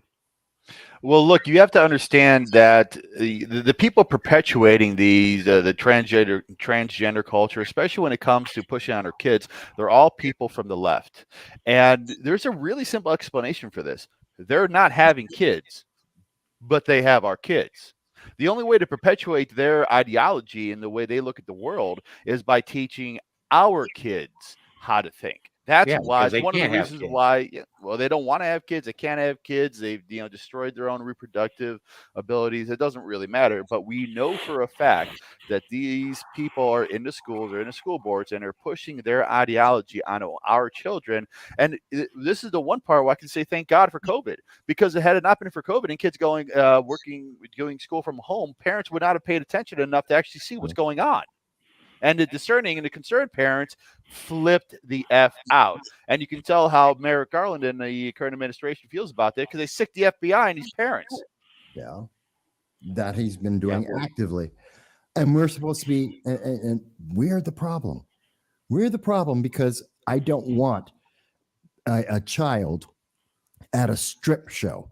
Effectively, it is a strip show. Why are children there? I wouldn't take a straight child or a bunch of or have children at a strip club.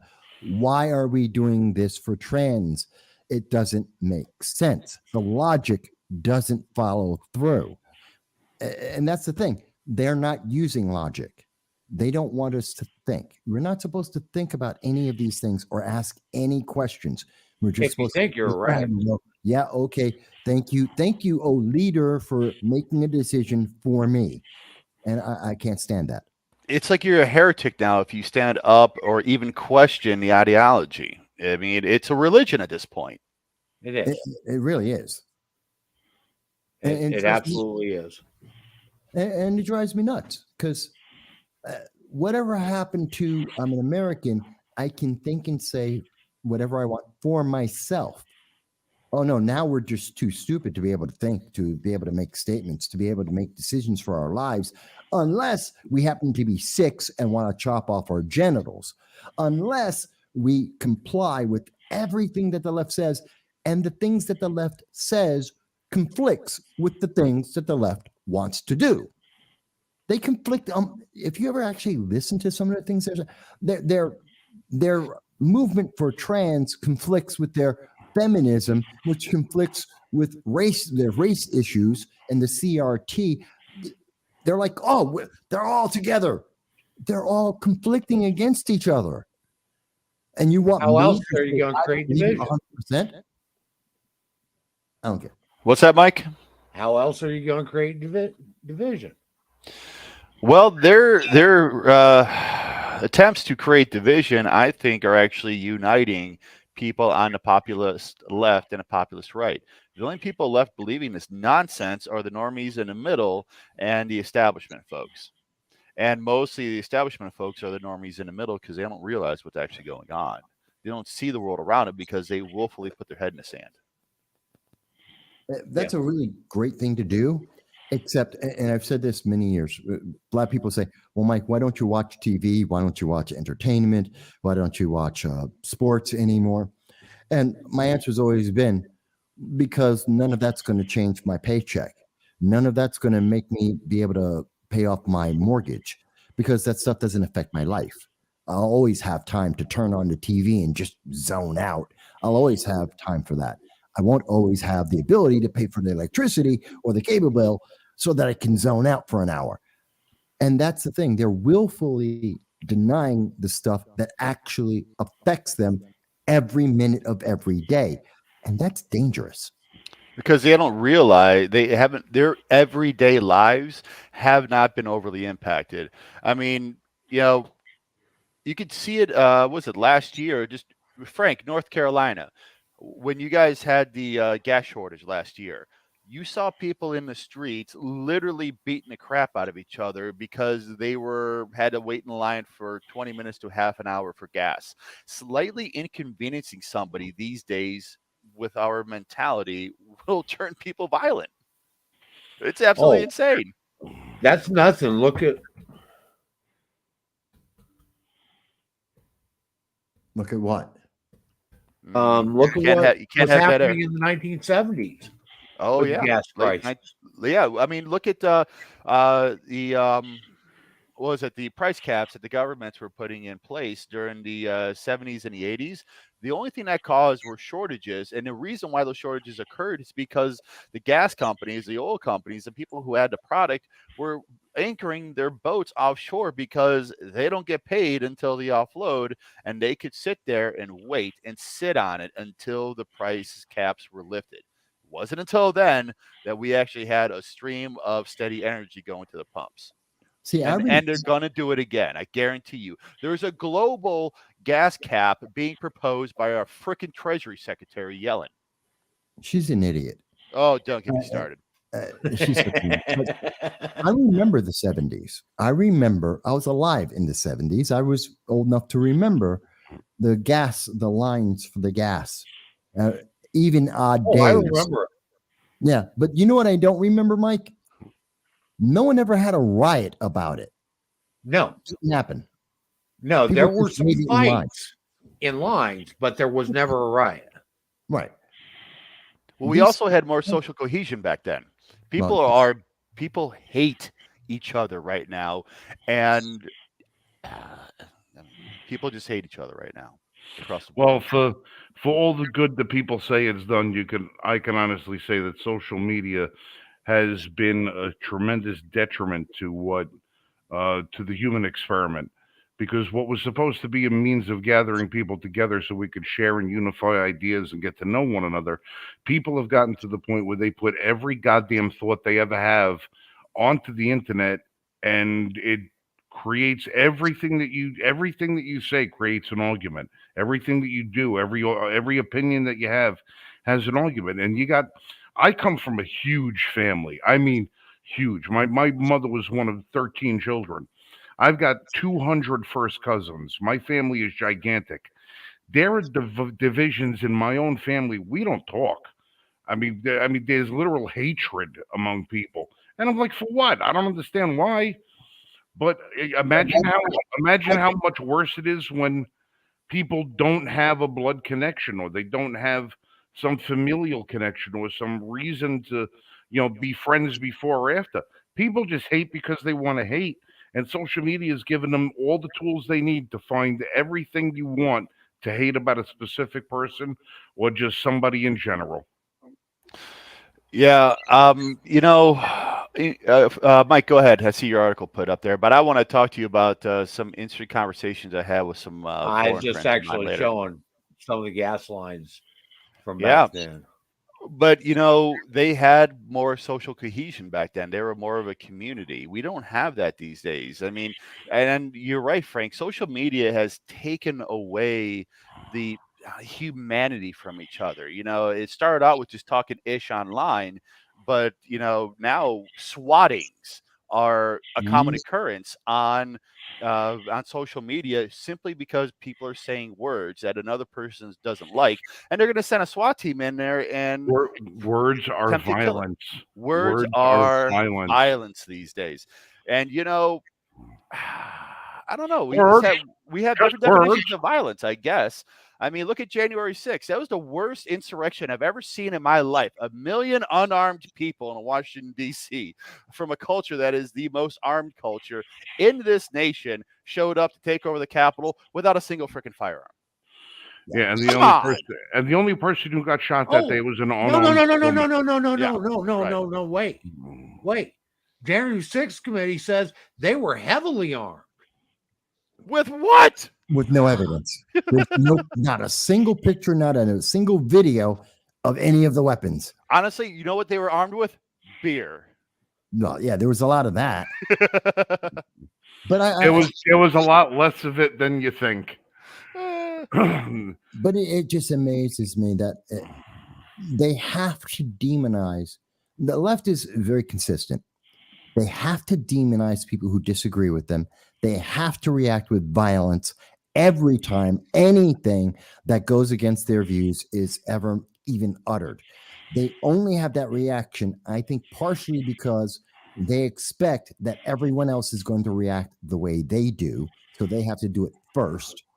And the other reason is they want to intimidate people to just comply. And that's why they're doing it. I guarantee you that if appointed Governor Hochul were to lose because 5 million gun owners in New York State all got together, said, oh, we're voting for anyone else, we'll vote for Daffy Duck rather than appointed Governor Hochul, and everyone who voted for this abortion of a bill, just destroying our rights, and if they voted every single one of them out of office, I guarantee you they would change. We'd see a massive change in New York State in our laws and our structures, and it would be so much better. That's not going to happen. What's the matter with Daffy Duck? Is it because he's black? Oh, Black Ducks matter. It's because he's black, isn't it? Wow. Hey, Daffy Duck. Let me tell you something. Daffy Duck is eminently more qualified to hold any position currently held by any prominent Democrat, including Speaker of the House, President, or any of the chairman of any of the so-called boards that they have over there. Because any one of these things that allows their president to send 5 million or billion, however many gallons of oil, million of oil to China, while we're in the middle of a friggin' fuel crunch here in the United States, and not charge him with something. Yeah, Daffy Duck is eminently more qualified. Yeah, I didn't forget about the now Donald Duck. I don't know if he's qualified because I can't understand a word he says. Well, that will put him on par with Joe Biden. Yeah. See, that's the other thing I understand. How come Donald Duck is so hard to understand when Huey, Louie, Dewey, and Scrooge McDuck are all perfectly linguistically talented? They all have perfect speaking voices. Why is Donald Duck the only one that sounds like that? I don't understand. If I remember correctly, it's because he's from Brooklyn. It might be. Yeah. It might be. Maybe because he has no pants. That too. Could be. Hey, it's interesting. I've been working with a lot of folks from Europe lately, and I was talking to some Germans, and I have to admit I was kind of amazed. The problems that we're facing right now, I'm talking the racial issues all the way down to the transgender issues, the financial issues are all happening in Germany as well. Now, that doesn't make any sense, even to the point where even if you disagree with somebody on the you can't even call it the liberal front because they're all leftists out there. They're all fairly liberal compared to us. They're throwing out the Nazi word instead of us using racist. They're actually calling each other Nazis out there. You can change your gender once a year. Now, here's the thing. That ish is written into law now because they don't have the protections that we do. They would kill at this point. Talking to these Germans, the average blue collar person, they're looking at our Constitution and our Bill of Rights like it is it's a 10 commandments. They're looking at it like it's a religion at this point. You could actually start seeing freedom movements popping up all over the place. And you see that. You see the signs of that in Great Britain with Boris Johnson stepping down. You see the worst case scenarios in areas like or the Dutch, who are firing on their farmers because the farmers are losing their mind because of the government is restricting their ability to farm because of freaking cow farts. Something that was a joke here in the United States is actually put into law in the Netherlands. I mean, you're seeing all over the place. Look at what's happening. Well, in look Ireland at right the Yellow Vest protests in France a few years there ago. you go. Yeah, those Yellow Vest protests popped up as a result of implementing a hard line on the Paris climate agreements. That's what happens when you actually sign up for these pie in the sky lefty freaking ideas, is that it crushes the people on the ground and they stand up and they fight. Now, at the same time, the French do protest at the drop of a hat, but hey, at this point, gotta love it. Well, when the rhetoric meets reality, and people start realizing that all of that pie in the sky talk is going to wind up coming with a pretty hefty price tag, once they find that the bill is due, that's when people start protesting. Unfortunately, that's when it's usually too friggin' late. Because now you've already had the ball. Because damage has already been done. Yeah, the boulder already ran over you. The idea was to stop the boulder before it moved, and at least to maybe slow its momentum and bring it to a stop. Now it was full speed. It hit you, ran you over. Now you're complaining about the damage being done. You should have been paying attention to that shit long ago. But they never will, because they have a better marketing than we do. And they don't care. And we can see they don't care if it actually makes money. Look at Disney right now. Look at the movies that are being put out right now. They don't care if they lose and lose and lose on everything. It's the message is important. They just got to keep plugging it at our kids. And they're not targeting you and me. I'm too old. I'm out of their range of target. They want me to die sooner than anything else. So they're not targeting me. They're targeting 10-year-olds. But when are they going to lose enough that they can't produce anymore? I would have thought they already got there. I would have thought they would have already hit that, because everything that has been associated with this rush towards socialism, this wokeism, has failed. And it's been mocked. It has failed so much, and it has been mocked so commonly that it's not even, no one laughs at the joke anymore. No one even pays attention.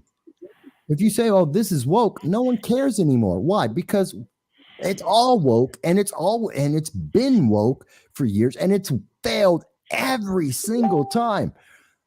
The moment that they say, well, this is woke, oh, okay, that failed, I don't have to even pay attention to it. It's useless. Get woke, go broke. And yet they keep pushing it like, but you must watch it. Eventually, you're going to watch this. Eventually, you're going to watch it and like it. No, I'm not.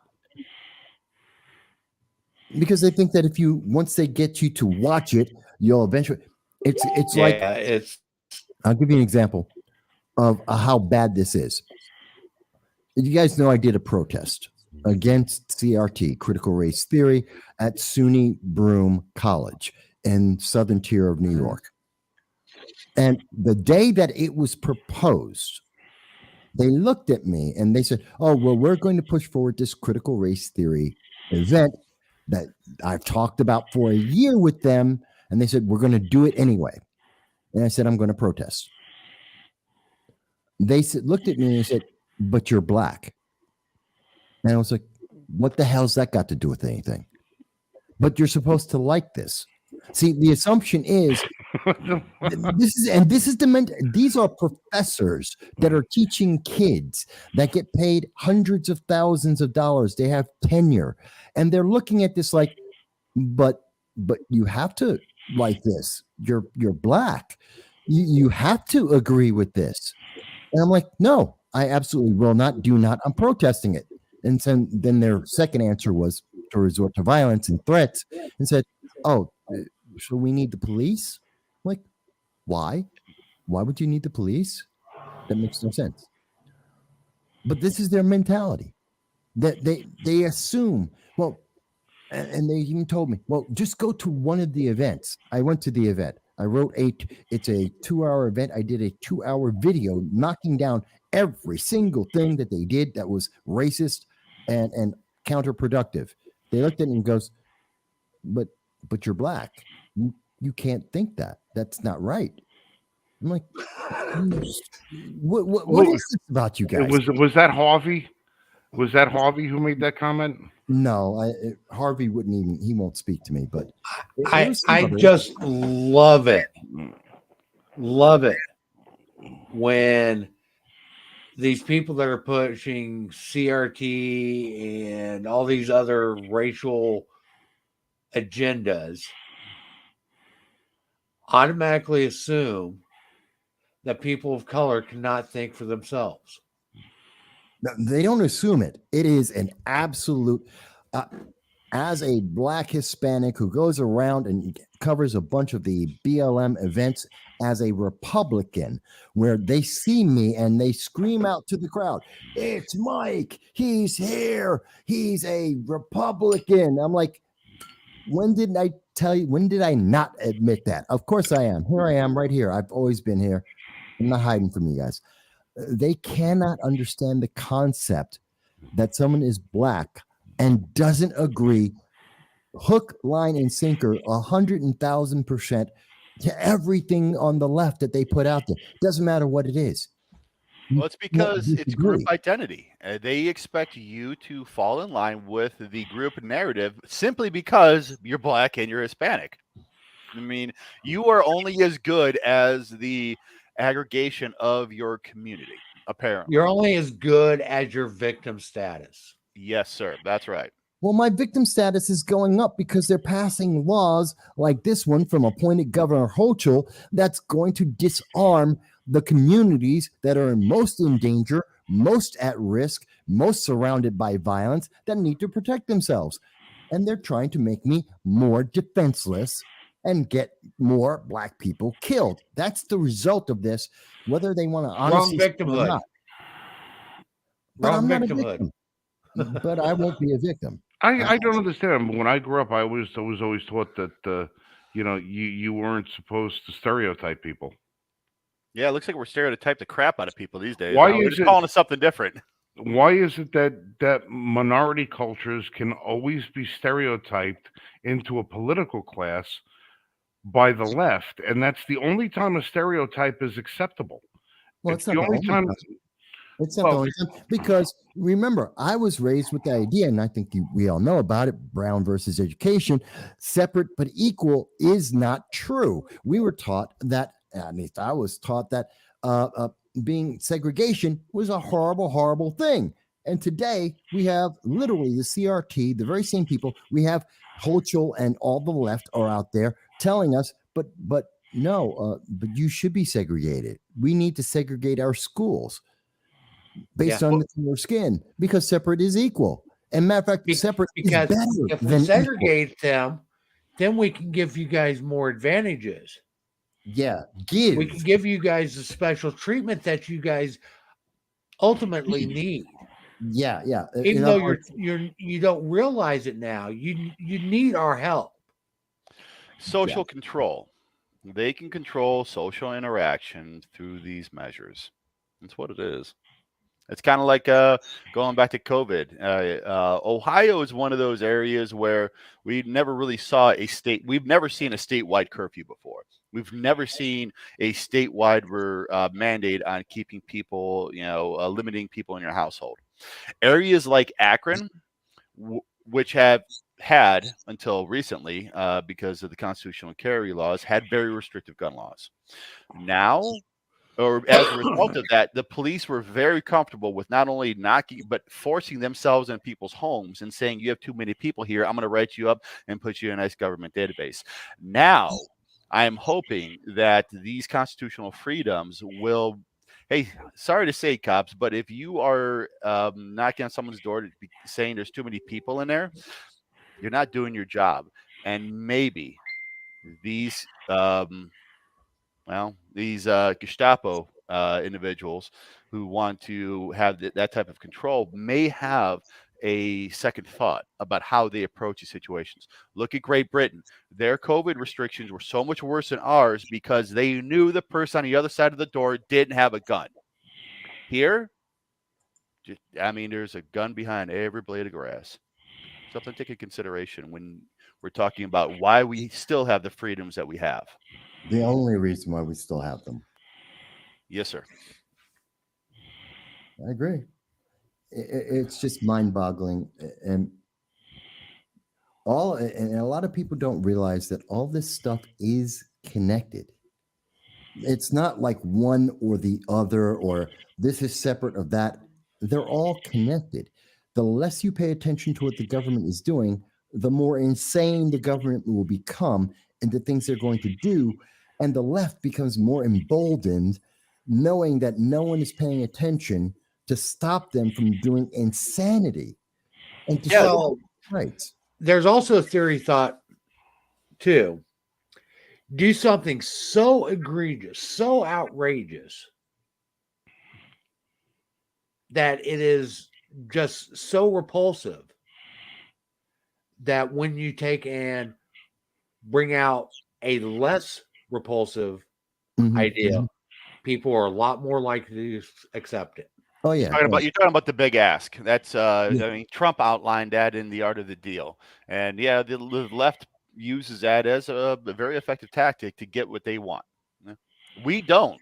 Conservatives, I don't put myself in the category of Republican, but the right, as you would call them, they don't do that. They just you should. Oh, you're absolutely right. But you need a different type of politician. You need a different class. You need to get away. We need to get away from the Lindsey Grahams and the Mitt Romneys of the world who are happy to just, compromise with them. They don't ask for anything and are happy to compromise with the left on their ideas. All that does is shave away the salami that is our rights every year. And you see them. Just look at the past 50 years. As an example of power. That's because it keeps the power. Lindsey Graham, they get to stay in power. They get still to live the elitist lifestyle that they want, regardless of how it affects you and me. They don't care, which is why I think term limits are absolutely necessary. They bombard you with crisis after crisis to keep people off balance. It's their hope. No one is paying attention. When we pay attention, we are labeled conspiracy theory. We're always labeled something.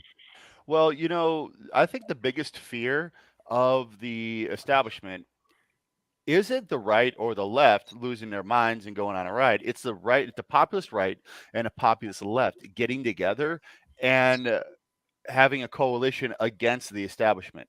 Honestly, that's why they killed Martin Luther King, because both the people in the black and the white community looked at him as a unifier. Nothing being put out right now by the establishment or by the government is invoking peace, is asking for peace, whether it's Ukraine and Russia to what's happening right here domestically. I mean, the Department of Justice is targeting people like us as domestic terrorists. Oh, yeah. They're targeting their own people by political ideology. They have no problem letting Antifa and BLM burn down cities. I mean, I am danger close to Akron, where Jalen Walker was shot. I saw the police footage. It doesn't look great, and I saw what was happening. But I also saw how the media is portraying him. It's exactly like Trayvon Martin. It's exactly like George Floyd. The media is trying to spark a riot in Akron. It hasn't happened yet. And I think it's just because the community is like, no more. We're not taking it anymore. What, you don't want to burn down Akron? Why not? No, but half of Akron's already burned down over the past couple of years since COVID. There's not much left. These people are protecting their community.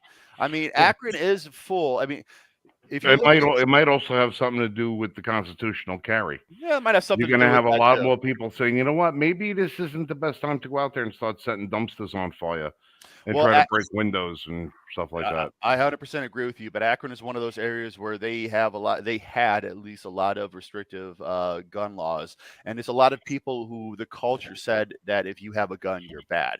These things will change, and I honestly feel like the working class community of Akron, and it is a working class blue collar community, middle to lower middle class people.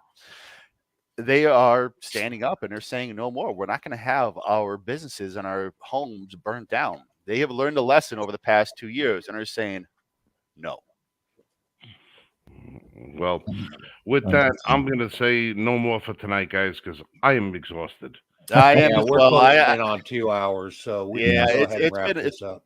it's been a great night. I have to get up early in the morning for work. But Mike, and Frank, it's been a pleasure. Great talking to you guys again. Yes, I love the Bullwinkle. Yeah, we'll talk soon. Okay, guys. All right. Take care, Alex. Thank You have you. a great night. Thank Al, you. well, love you, brother. You be Love you good. too, Talk brother. to you soon. I will not be good. Yeah, that's the problem. That's all right, Mike, thank you guys once again for being such spirited cohabitants in this 2 hour block of the roundtable discussion and talk soup, which I'm going to hijack all the audio and put it on the podcast over there too, because you guys are interesting and I love you guys. All right, so I'm gonna sign out. You guys be safe, shoot straight, and hey, if anything that you learn from us, remember that we desperately, desperately, desperately love our country. So as much as we complain and we argue and we'll bitch and moan about stuff, it's because it comes from a place of love. It doesn't come from a place of hate. We have spent our entire lives defending our nation and defending a certain way of life, and we'll all do that until we go into the hole in the ground.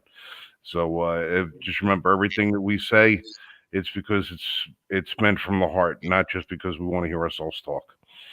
Yep. And with that, good night. Good night, Frank. So Well, I want to thank everybody for tuning in and watching this session of the Roundtable or Liberty First Foundation Roundtable.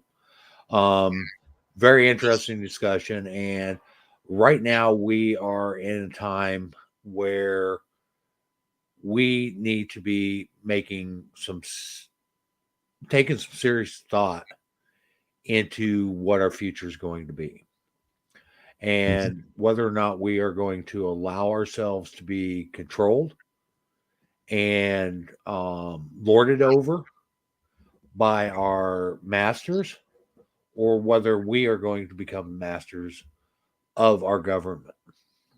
And the choice is ours.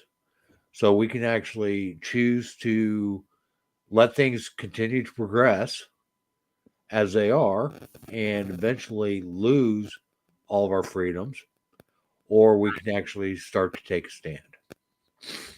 Now, with that, I want to thank Michael Vasquez for joining us. Michael Vasquez hosts No Sound Bites Allowed every Sunday. He does political commentary there, some very in-depth information about the politics that are happening all across the country, from federal level all the way down to state levels.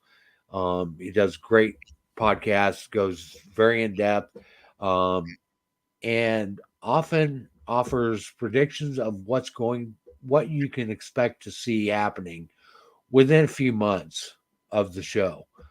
Because Mike does the research, he gets the information, he knows what he's talking about, and more often than not, things that he predicts in his show end up happening. sadly. So I do encourage you to tune in, and that's on Sundays, every Sunday. That's No Sound Bites Allowed. You can find them on Facebook and on YouTube. Yep. And with that, I want to invite everybody to join our or to follow us on Facebook through the Liberty First Foundation, or to join our Facebook group, Liberty First Foundation Facebook group. You can also find us on YouTube, Liberty First Foundation, and at the L1F Range Report. You can find information there from gun reviews to political commentary, discussions like this. All of our live streams are hosted on both locations. So you can find and look at past episodes. And here in the very near future, we will be releasing all of our shows in a podcast that you would be welcome to, or that we encourage you to subscribe to, so that you never miss an episode. We also invite you back next week. We're live here every Friday night, starting at 9 o'clock Eastern Time. And we do encourage you to like, share, subscribe, hit the alert button, and join us every Friday night. Yep. Stay informed. We also encourage you to visit our website at l1f.us. There you can find a lot of articles and stuff that we've done in the past.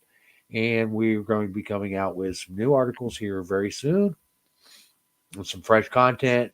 With everything that's going on, we've been extremely busy, so we haven't been quite as steady with our website as we have been actively on Facebook and YouTube. That's something that's going to change because this information needs to get out there. It needs to get in front of the people. Yep. So we do encourage you to join the Liberty First or to go to the Liberty First Foundation's website, l1f.us. And there, we encourage you to subscribe to our newsletter as well. With that, I want to say good night and thank everybody for watching. Thank you, everyone.